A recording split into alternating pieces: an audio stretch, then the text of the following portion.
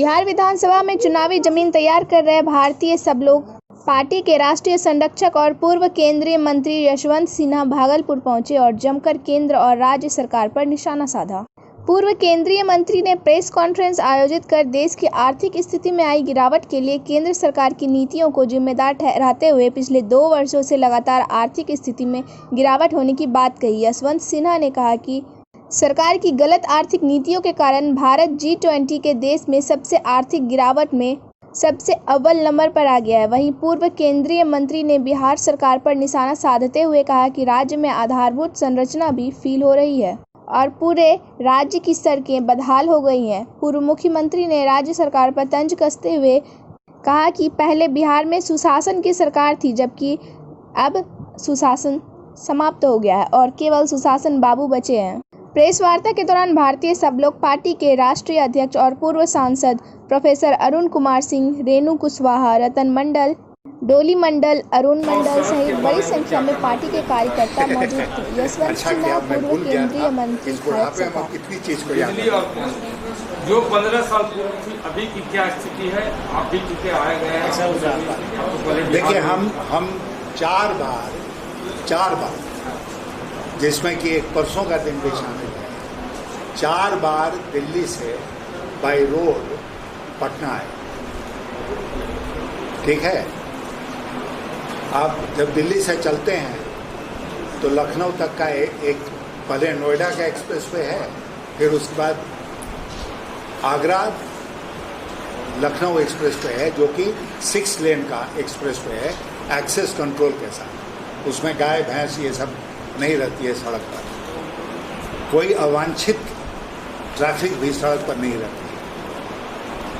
तो लगभग 550-600 किलोमीटर का सफ़र जो है वो नोएडा जहाँ हम रहते हैं वहाँ से लखनऊ तक का हम लोग 6 घंटे में करते हैं। उसके बाद वहाँ से चलते हैं तो बिहार बॉर्डर तक 4 लेन है गोपालगंज।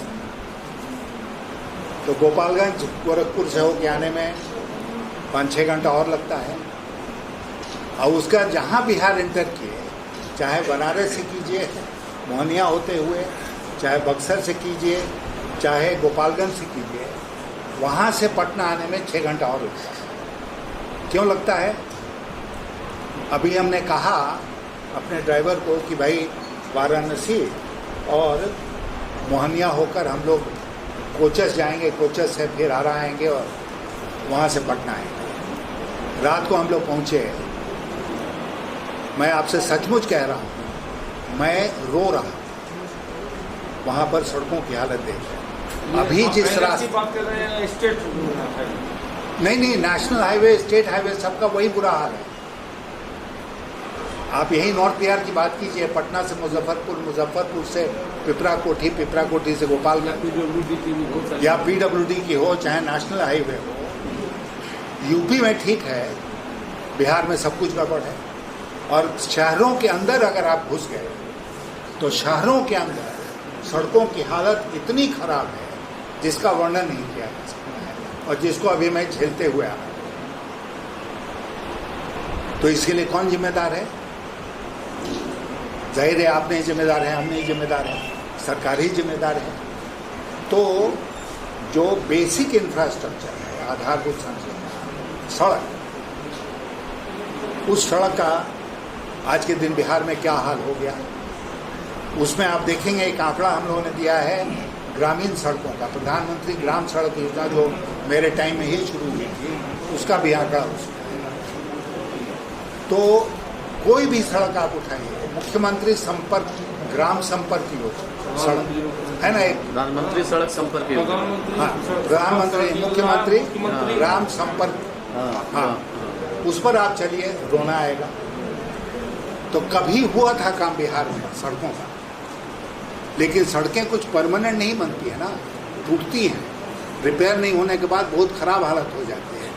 और बिहार की अधिकांश सड़कों का खास्ता हाल आज के दिन है।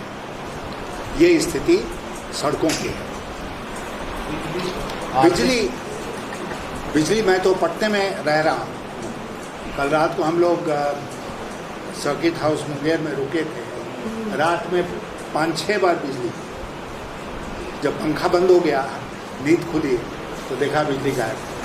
पटने में कई बार बचत वगैरह नहीं था, नहीं ऑब्वियसली नहीं था, या चौकीदार सो गए हुए तो नहीं चलाए। कोई ये होगा इन्वर्टर के अलावा भी वो क्या बोलते हैं उसको, जनरेटर। तो कभी बिहार में सुशासन का नाम हुआ था, ठीक है ना। वेदों के पहले एक काल था जब बिहार में सुशासन था। अब केवल सुशासन बाबू बचे हैं, सुशासन नहीं।